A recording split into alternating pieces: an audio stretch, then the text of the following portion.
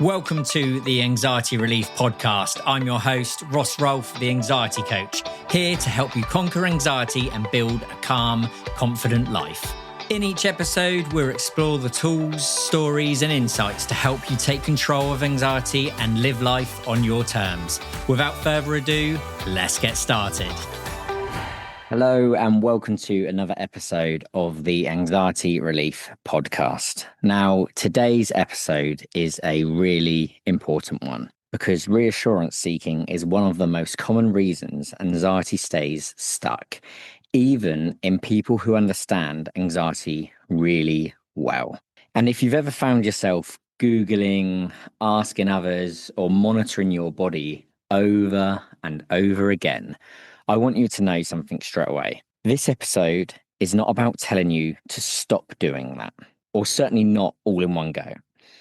It's about helping you understand why you're doing it and how to gently change the pattern without making anxiety even worse. So let's start with something really important. So reassurance seeking does not mean you're weak. It does not mean you're doing recovery wrong. And it does not mean that you lack willpower. It simply means your nervous system is trying to feel safe. And that is it. Your nervous system is trying to feel safe. Now, most people, though, do not even realize how often reassurance shows up in their day. You may be listening to this thinking, I don't do that. I don't do anything that is simply there to reassure me. But I ask you to listen on because you probably do some of these reassurance actions throughout your day or throughout the week and maybe not actually have the awareness or have noticed them yet. So do listen on. Some people think reassurance is just asking someone, do you think I'm okay? Or asking them about specific symptoms you got, but it can be far more subtle than that. It can obviously look like the obvious one is Dr. Google. So Googling symptoms repeatedly, but there's lots of other ways this can present. For example, checking your pulse or your breathing, scanning your body for sensations and then wondering what they are, reading the same information over and over again to try and reassure yourself. It might be something you have saved as a screenshot on your phone. It could be something you have saved, just like that you go onto each day. It just might be a habit that you do, but it's doing it over and over again and asking yourself questions internally, mentally reviewing situations, or looking for certainty before doing something. Now, all of these are simply attempts to feel safe. And reassurance is incredibly convincing because, do you know what? It works. At least at first. Because you will feel anxious. You then do the check. So this might be checking your blood pressure because you're thinking like, oh, my heart's going a bit quick. So you start checking and you get an answer. And then initially your anxiety may drop because you've just reassured yourself and you've taken an action. So now you feel reassured, right? And it gives you that little bit of relief. And that relief can become really powerful over time because you think that actually every time I feel this come on, I just do my little check and I feel better, right? Well, unfortunately not. Your nervous system does remember what you've done. And what essentially this means is that although it gives it that little bit of relief at the time, you're teaching a habit that you have to do that in order to get the reassurance. But that just gives you a little bit of relief short term, but strengthens the anxiety long term. And I'll go on to explain that a little bit further as we go throughout this episode. Now, I want to really slow down and explain like a hot stove example here, because this may help explain this. And sometimes this can be the difference to help people really, really understand what's happening. So, for example, imagine when you were a child and you touched a hot stove. It hurt, right? And obviously, if you didn't, you can still imagine this. Yeah, something's hot, you don't want to touch it. Now, your nervous system very quickly learned something instantly there, didn't it? You touch it, it's hot. Hot stove equals danger. So now, without thinking, you pull your hand away, right? And this happens throughout your life. You don't debate it. You don't reason with it. Your body just reacts. Now that's learning through experience, right? Now let's flip that process with reassurance. So your anxiety shows up. You feel the symptoms starting. It might be your heart racing, your chest might feel tight. You've got thoughts constantly spinning through your head. Your nervous system then interrupts and decides it's a potential danger. So you check your pulse, you start Googling symptoms, and you ask someone for reassurance. And when nothing bad happens, your anxiety drops. Now, here's the crucial bit. Your nervous system does not learn, oh, that was safe. It instead learns, that was dangerous, but reassurance saved me. So the next time anxiety shows up, the nervous system reacts even faster. It says, check now, ask again, confirm again. And that's not because danger is increasing, but because reassurance has become the safety signal. This is why reassurance seeking simply just grows over time. At first, you check once, then twice, then you need reassurance from multiple places. Then reassurance doesn't last as long. Do you see where this is going? So people often say, I know this is anxiety, but I just need to check one more time. But that one more time is the nervous system chasing relief. Here's another way to understand it. So imagine a fire alarm that's too sensitive. And I know I use this one a lot, but this is one that people tend to really get. Every time you cook, it goes off. So every time it sounds, you panic, you run around, you open the windows, you start getting that flannel out and fanning it. You check the kitchen, right? And eventually the alarm will stop. But what has the alarm learned? That cooking equals danger. So it keeps reacting. It keeps going off. Anxiety is that alarm. And reassurance is you running around trying to stop the noise. Now let's talk about why reassurance feels so urgent. When anxiety activates, your body goes into threat mode. Threat mode hates uncertainty. Your nervous system wants answers immediately. It wants that certainty. And reassurance gives that certainty for a moment. That moment is enough to reinforce the habit. And that's this reinforcement habit. Checking, getting small amount of reliefs, but making the pain last longer. So here's the uncomfortable truth for this. The nervous system does not learn safety through certainty. It learns safety through tolerance, through staying, through waiting, through discovering that nothing bad happens, even without reassurance. This is the part most people skip. And people often ask, so what? I'm supposed to just sit here and feel anxious? No, you're not sitting there doing nothing. You're teaching your nervous system something new. You're teaching it, I can feel uncertain and still be safe. And that lesson is gold. Now let's address the biggest fear. What if I miss something serious? And this could be an illness that you feel you've got inside you, right? And you might have been to the doctors and they've already checked and they have said, you're fine. There's nothing there. It's just anxiety, or words similar to that effect, right? Now, obviously, if you have something come up, I'm not advocating that you don't go to a doctor. I've got to make that really clear. Yeah, they're medical professionals, they're trained. But if you've gone and seen your doctor once, multiple times about the same issue, and they're giving you the same advice every time, for example, that it's anxiety, well, guess what? It really is that. So this fear about this keeping the reassurance alive, right? Especially in health anxiety, it will always be there if you keep doing it. So let me be really clear on this. Danger gets clearer over time.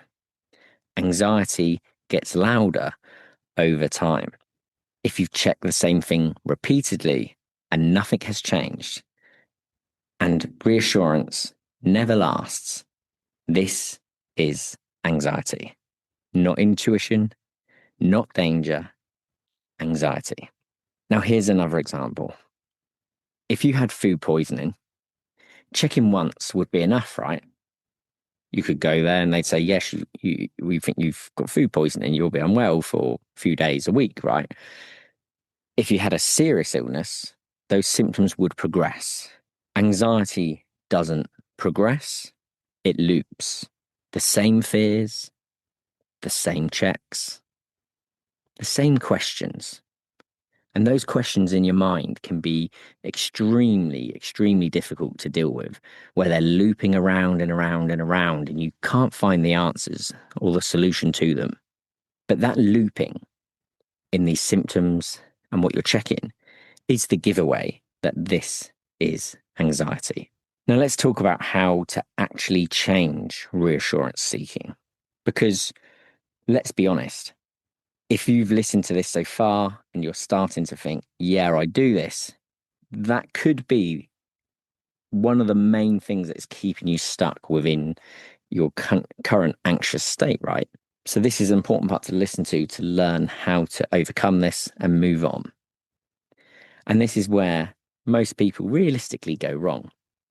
They try to stop reassurance completely in one go, and that usually backfires because you're removing that safety signal too fast. Now, don't get me wrong, there are ways of doing it where you can just completely cut stuff out and go cold turkey, as people call it, right? But often, if you're in a really anxious state, it can be too much too soon. So what we do is instead we soften it. So we do it in smaller stages, bit by bit, a little bit of progress at a time. So the first step in this is awareness. So for a few days, you don't try to change anything. You just notice. So this is about noticing what you do to reassure yourself. What are you checking? When do you check? What feeling comes before it? What relief is it that you're actually chasing? And be honest with yourself. Really, really be honest with yourself on this. And do this with acceptance. Don't beat yourself up about it. It's entirely normal. It's fine. We will get you past this, okay? But just be really honest with yourself for them questions. And that will build that bit of space that you need. Now, step 2 is delay. When anxiety says, check now, don't argue with it.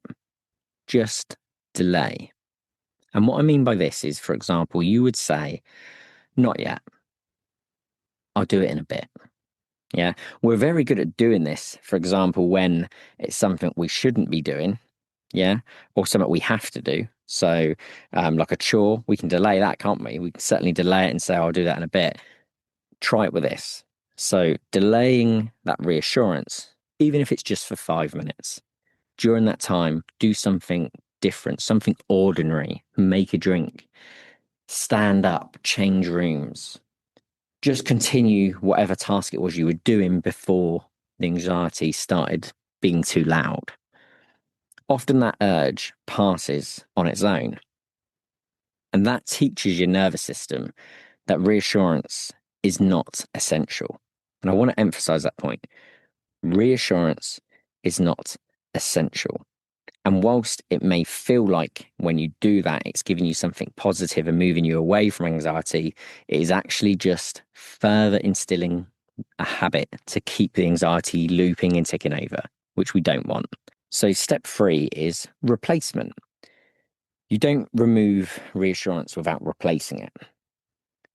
So instead of, I need to know for sure, for example, if it's like checking your blood pressure, or that knowing that you haven't got something wrong with you, or knowing that you'll be safe if you go out, try, I'm allowed to feel unsure. Instead of, What if this is serious? I've had this before and I'm still here. Neutral language. And this isn't about what people often think is, people say, oh yeah, it's just about positive thinking. It's not. Like, if you just do positive thinking on its own, that will not be enough. Like, absolutely guaranteed. But this is just steadily grounding yourself. Now, I want to talk about self-judgment, because when you're suffering with anxiety, it's so easy to be so hard on yourself, to give yourself a really, really hard time about things. And I know people often say, the reassurance keeps me stuck, but I still do it. And that doesn't mean you're failing. It just means that the habit you've got of this reassurance is still strong. And let's be honest, it's very likely to be strong, because how many times have you done it? Like, if you're new to anxiety and you've only just started doing it, it may have only just become a habit, right? But many people have been suffering with anxiety for 5, 10, 15, 20 years plus. That habit is deeply, deeply ingrained within you. And we don't just change a habit of a lifetime overnight, do we? And habits don't change because we understand that it's a bad habit, right? They change because we practice actions differently. We do things different. A saying I often use when speaking to people about anxiety is that nothing changes if nothing changes. And this moves on to the action part. Now, often when I'm dealing with reassurance issues with my clients, this is why I use something called the reassurance ladder. So at the bottom are small checks, and at the top are full spirals. So you don't just jump from the top to nothing. You would step down slowly. 10% less is enough, right? Each day. If you were constantly managing to reduce how much you're doing it by 10%, that is still progress. And progress with reassurance looks like this. It will be checking later, checking less, needing fewer answers, recovering quicker, and not spiraling quite as far. That's real progress. And you need to be accepting of this, that it won't just happen overnight. It won't just happen within a week. It does take time and consistency. So the more you practice stopping, delaying the reassurance, the more it will impact your life and make them slow improvements. So you delay it. Yeah, so delay the checks at first. And what you'll find over time, you'll then find when you're able to switch and start doing normal things, you'll break the habit and then you can stop doing it. Yeah, so you do the delays and it will eventually cause it to stop. Now, here's something really important. Anxiety recovery is not about feeling certain. It's about learning to live without certainty. Reassurance is a way of avoiding uncertainty. Tolerance is how confidence grows. This is an absolute key point here. Anxiety is all about uncertainty, right? So if you constantly find yourself avoiding uncertainty, you will never be able to really sit with the anxiety and learn to overcome it. So it's really important you take that on board. So I want to go through that just one more time to really let this point sink in. If you need to rewind it back, I say rewind, I'm sounding like I'm from the 80s here, but or whatever we call it, go back a bit for this. I just really want to emphasize this. So anxiety recovery is not about feeling certain. It's about learning to live without certainty. And reassurance is a way of avoiding uncertainty. Tolerance is how your confidence grows. Really sit with that. Now, I want to leave you with this. Every time you choose not to seek reassurance, even if just briefly, you are teaching your nervous system something new. And every time you do not seek that reassurance, you are not failing. You're learning where the habit still lives. And both of them matter. I'm going to give you a little takeaway to take from this podcast to try at home this week. So for the next week, try this. Pick one reassurance habit. So like I said earlier, and if you need to go back to that, listen through it when I'm explaining what questions to ask yourself, right? But do that to try and find what reassurance habits you have and then pick just one of them. Yeah, we'll go through one at a time. So pick one and then go through this method. When you feel that you want to do that habit, delay it, soften it, replace it. So delay it as in, I'll do that later, I'll do it in a bit, go do something else. That softens it. And then what we do is we will then replace that with something else, which is you do something different. And that will help you get over it.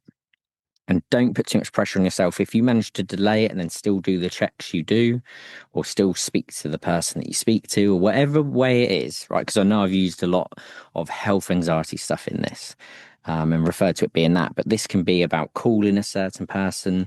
It can be about when you're online and you might be in anxiety groups online. And every time you feel it come up, you're saying, I need to speak to someone. Like I see that a lot. Do you need to speak to someone? That's the question. Or can you delay it? Before I write that, I'll do that in 10 minutes after I've made a cup of tea. Yeah. Soften it. And then over time, replace it with something else. So there's no pressure on this. And do not seek perfection because you will not find it. It's just about repetition. Be kind to yourself. Be non-judgmental of yourself. And that kindness and the non-judgment of yourself, even for the fact that you've got anxiety, right? Anyone can have anxiety. It doesn't mean there's anything wrong with you. It doesn't mean you're weak. It's totally normal. And I know I say this all the time, it's part of your defense system within your body. Yeah.